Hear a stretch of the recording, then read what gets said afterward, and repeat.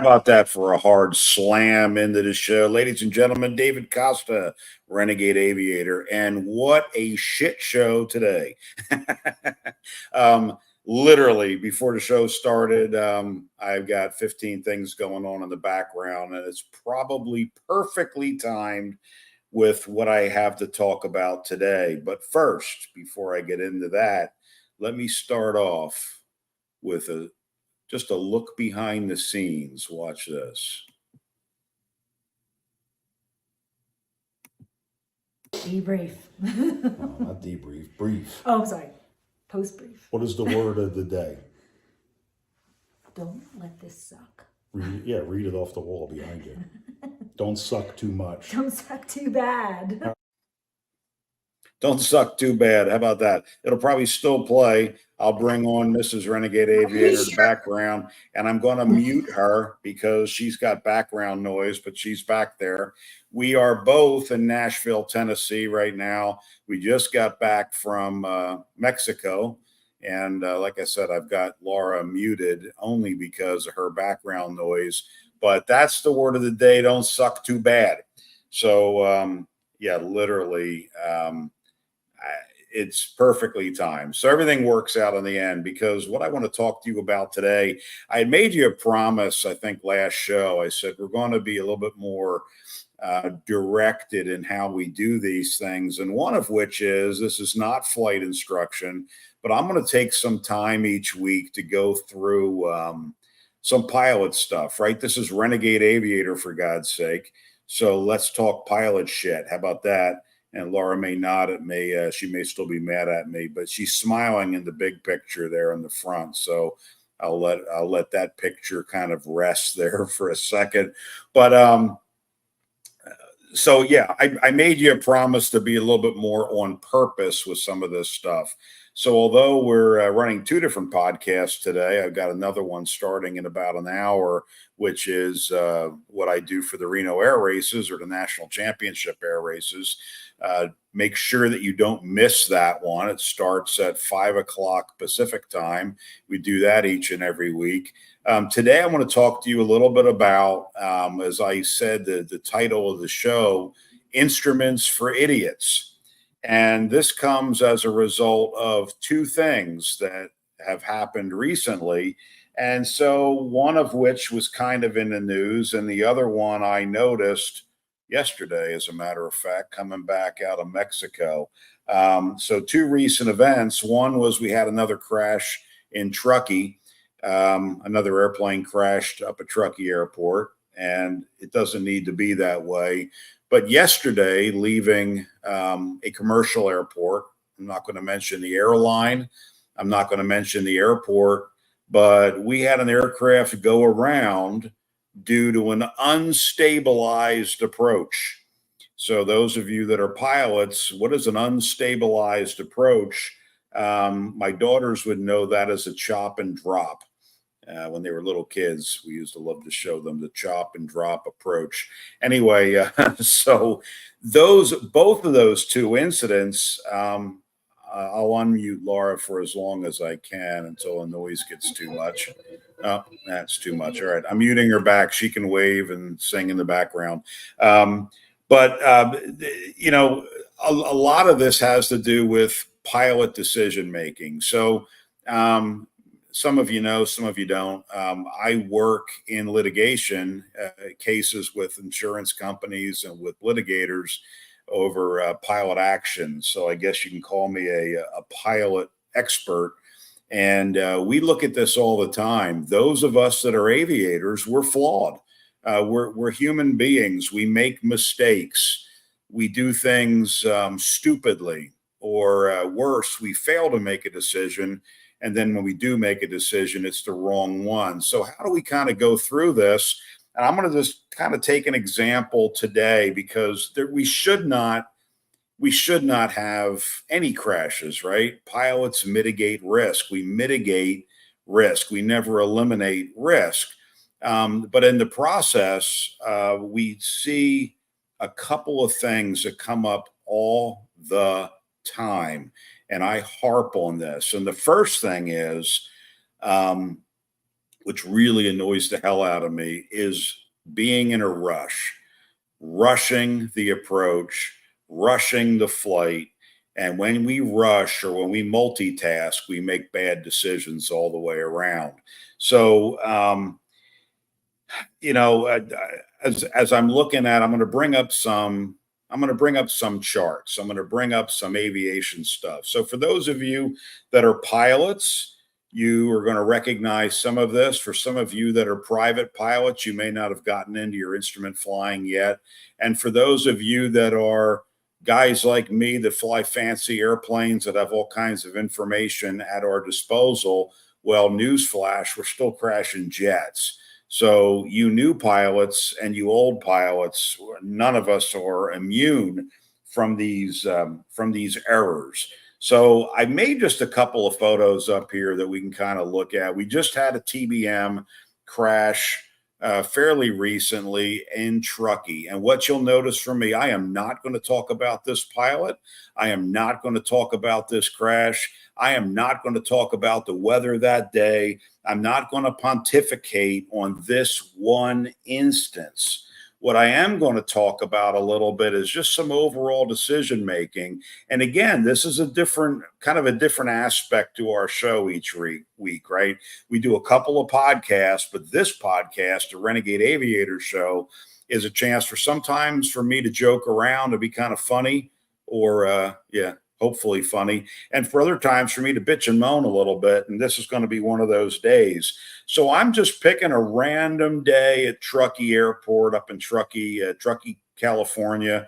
It's a high altitude airport, and there's 3 different weather reports. And for those of you that don't know aviation weather, these were within not too long of each other. So one is showing calm winds, 2 miles, light snow, right? Now we're showing one 4 miles visibility, light snow, a little bit better weather, believe it or not. And then we go to low IFR where we have fog and snow and a low overcast ceiling. So that's just an example how the weather can change at an airport very, very quickly. And Truckee Tahoe is one of those airports. But Truckee Tahoe has been in the news a couple times, and it shouldn't be that way. So I hear people talking about, I go into certain airports, I won't go into other airports, and then I see a lot of people that don't know what the hell they're doing. So let me skip over this. By the way, at the same time frame is the Reno Tahoe International Airport, which is a little 10-minute flight, if that, depending on the airplane that you're flying, where the weather is great. Green means good, right? So remember, for those of you that aren't pilots, I'm going to show you the real simple stuff. That kind of purplish, kind of weird color, that's, kind of really low IFR. Then the blue is kind of okay weather, sort of marginal VFR, and then IFR, instrument flight rules. And then we look at Reno, which is clear in a million. So let me just show you this. And if this is not interesting, I apologize, but this is really geared for the pilots. However, I want you to start listening and kind of maybe learning from aviators on how we make decisions. So there is a diagram of the Truckee Tahoe Airport. And again, this is not flight instruction. I'm not here as your flight instructor. I coach pilots. I train pilots. Been doing it for a long time, but don't take this as flight instruction.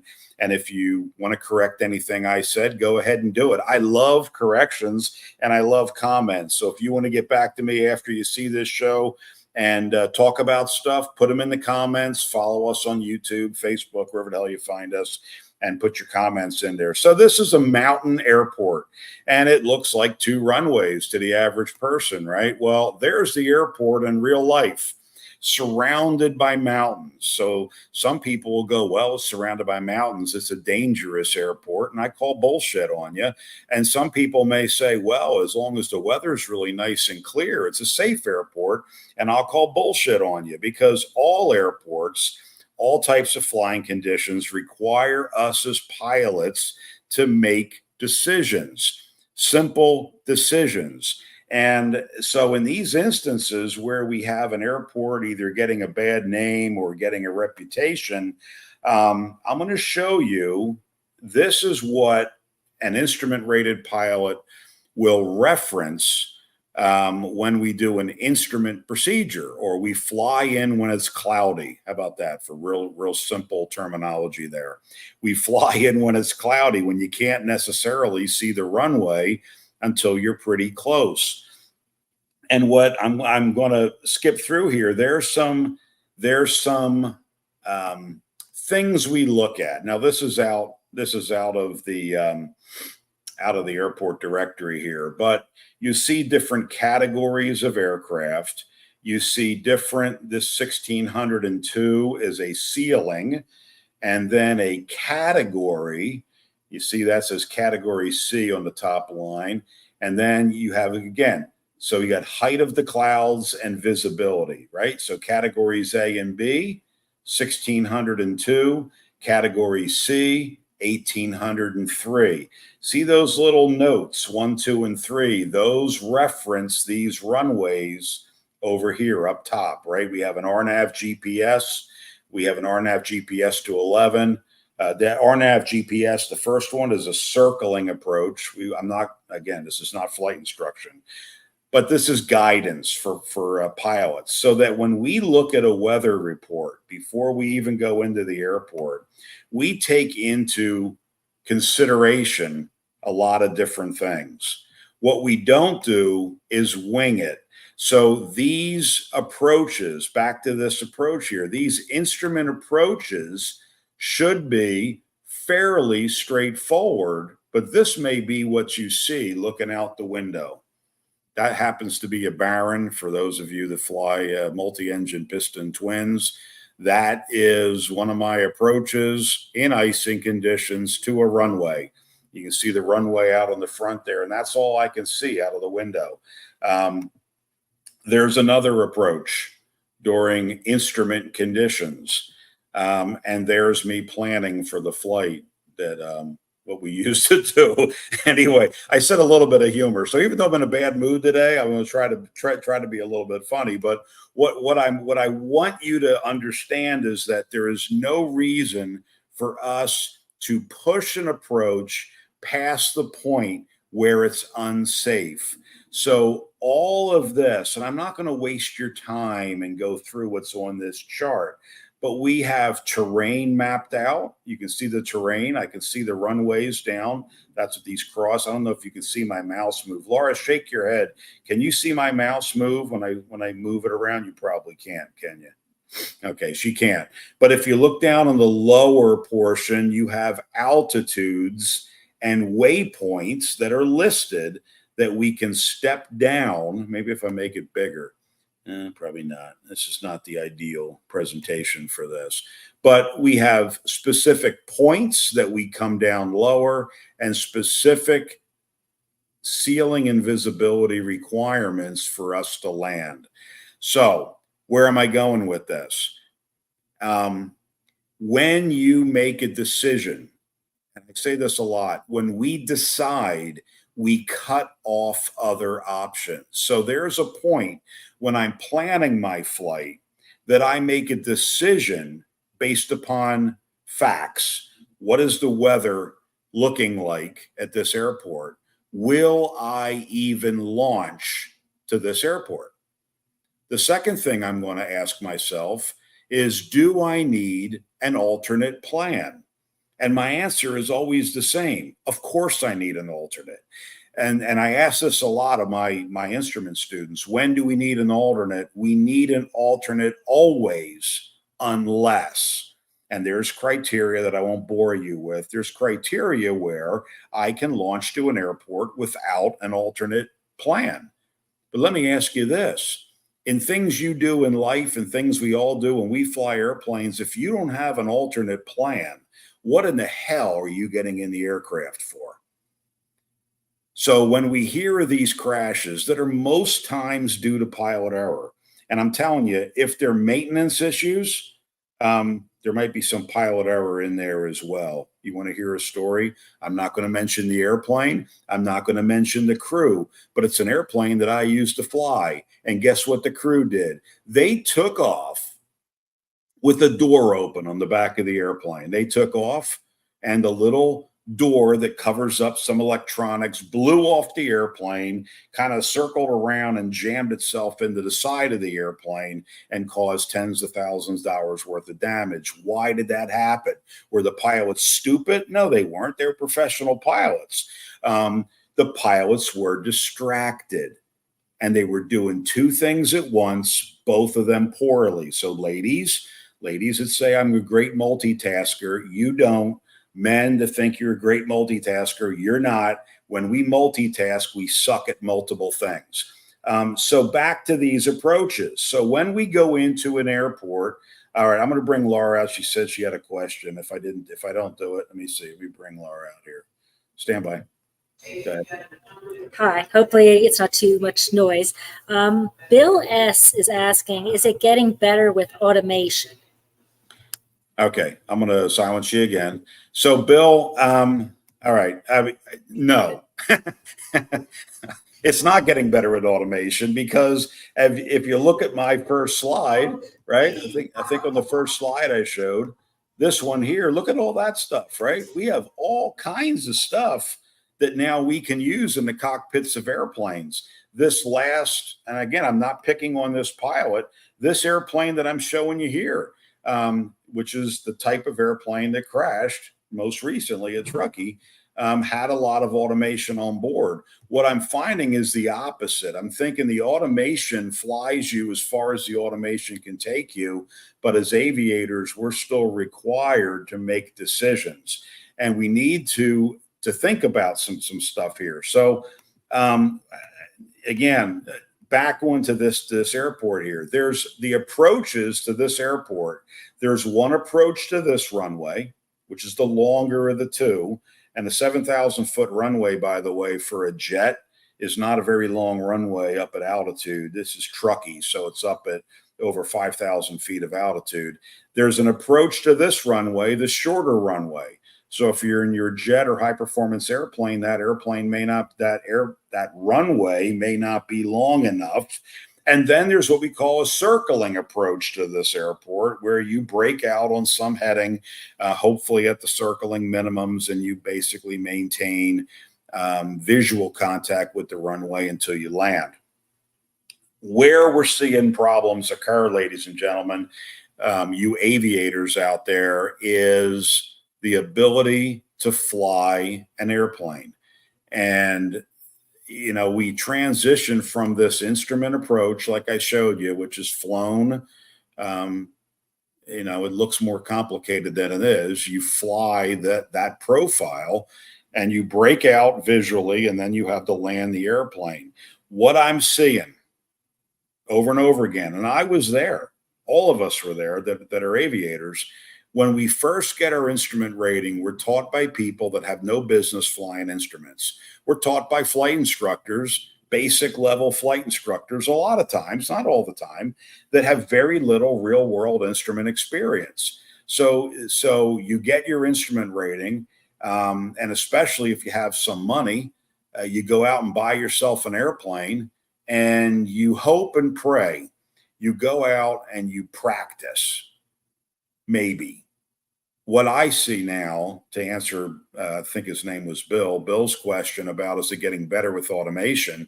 Today, we see guys in $1 million Cirruses that have a parachute, an autopilot, have all the gadgets that an airliner has. They take off and put the plane on autopilot and hope the autopilot flies that approach very well, and they break out at some point and hope they remember how to hand fly. So is it getting better? No, I think we are still getting errors from pilots that are not planning for the management of risk. We as aviators are responsible for everything that happens on the aircraft, everything. Being responsible, I realize in today's world, is horrific to think about. It's not somebody else's fault. We are responsible as aviators. So when we go and fly from point A to point B, whether it's good weather or whether it's instrument weather, we need to have a plan and a backup. And so when you fly an approach like this, at every point of this approach, from in the big center section, you see all that terrain, all those little mountains there and those straight lines. Those are fairly simple paths in the sky that we fly. But at every phase of that approach, I'm making a decision. Do I continue the approach? Do I divert to my alternate? Or do I land? Do I land the airplane? So what I'm doing poorly of right now, because I can't. I wish I had a pointer, and I got to fix that for the next time I do this. Evidently, I didn't have a backup plan myself. You see that? So I'm proving my own point. But at every point of that approach, I'm expecting to have to go missed. And a missed approach means that if I descend on the approach, in this case, in Truckee, into the mountains, at what point can I safely say, this isn't right, I'm going around? Where there's a procedure for that. I would have briefed that procedure. I would have expected that procedure. And then if I have to initiate that go around, and if you look at the bottom of that chart, you see there's a straight line that shows how you descend. There's 4 boxes up above that. One says a climbing left turn to 12,000 feet to a fix. That's what that little star says in the second box. So in order for me to get safely away from terrain on this approach, I need to be able to make a decision to climb my airplane to 12,000 feet, or I could hit something. So this is one simple example of a procedure, but the purpose of this get together, I guess, is to talk about more than that. It's to talk about what kind of decisions we make as pilots. Do I go to that destination? Do I have an alternate plan? What criteria do I need to start the approach? What criteria do I need to land from that approach? And if I can't land safely, what criteria do I need to meet to climb again to a safe altitude and then depart for another airport that'll give me a safe place to land? When we see these accidents occur, it's because something broke down in that chain. And that, it's what we go through every day in our lives, right? We drive cars when we're tired. We have a couple drinks, God forbid, in a car and drive it and crash into somebody. We don't plan for the maintenance on our vehicles and we get stuck somewhere. So all that is amplified in aviation. Does that make sense? I see a thumbs up. But here's what I want to do. I'm going to take a break for a second and let you think about that. I'm going to show you something here. Watch this. I got to have some fun with you guys. So this is in the Matrix. And the Matrix this is a full motion sim where myself and my flying partner, we landed a Gulfstream G200 on an aircraft carrier. So to take a break from this, let me show you this. About a minute. Today we almost landed on the carrier. Send air surge rescue. All right, you're good. You got full flaps. I've got the air brakes disarmed, so. Oh, good. I'm good. Remember, when you pick up the wire, you go to full power. Right. Yeah, That's what I planned on. Bolter. That's what I planned on hitting the. Don't try this at home. You don't have a guy on the deck giving us little signals. Come on. Landmark right there. Come on. Keep it.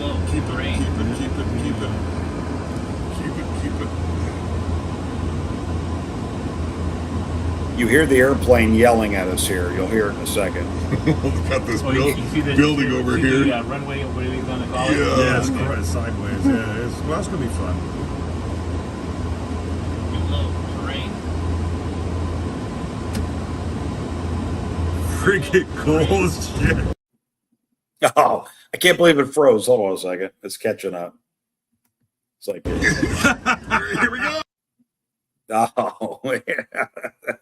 live. Walter. Well, all right. The rest of the videos on TikTok, we didn't crash, is what I was getting at there. But that, believe it or not, for those of you that haven't seen the inside of a simulator, that is look at the resolution. That is a full motion sim that when we fly or go for our training, at least I unmuted Laura. We operate these full motion sims that actually count as actual flight time. They're that realistic. It's an actual cockpit. You can have fun with it. It's the exact cockpit of the aircraft. But Laura, I know I'm rambling a little bit here today. I don't know why that video froze at the good part. But what are your thoughts so far? Did that make sense to people, you think? I think so. Yeah, it's seeing that simulation is pretty cool. Like, you and Stu were having a lot of fun that day. Oh, no. Oh, yeah, I was talking about with the other stuff I was talking about. Cricket goals. Oh, yes. There it goes. There it goes. Here we go. Walter.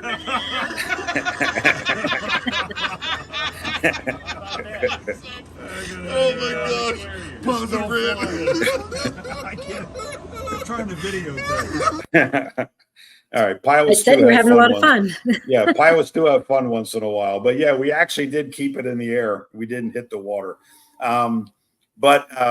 Yeah, so you know, this whole thing I want to talk about today, we're going to do more little snippets on training, is really looking at decision making and looking at some things that I think people that are pilots or maybe are not pilots would kind of appreciate knowing more about. And your comments are going to determine where I go with stuff, how I do this, because my hope with these things is that we entertain and we provide some value to you as a listener and as a fan. But we always want to do it Renegade Aviator style, right? We don't want to do it the way everybody else does it. So we always do it Renegade Aviator style. But as I mentioned, you need to like, share, subscribe, whatever the hell you have to do on this social media. And we will accommodate your questions. If you have a certain thing you ever wanted to learn about aviation, give us a call. And again, this week alone, I had another Uber driver. There's a lot of Uber drivers out there that really want to learn how to fly, but this guy has got his son taking commercial pilot license right now. His son wants to be an airline pilot. And please reach out to us. If there's anything I can do to help that next generation of pilots, help you in your training, I'm not going to do it for you. But if you need some words of advice and you'll take advice or take a little bit of critique, go ahead and reach on out. So quick show today, 28 minutes. We're just under my 30-minute promise. And I got to jump on another show here at the top of the hour. And stay tuned for that because we do the Reno Air Race show. In the meantime, this is David Costa. I am the Renegade Aviator. See ya.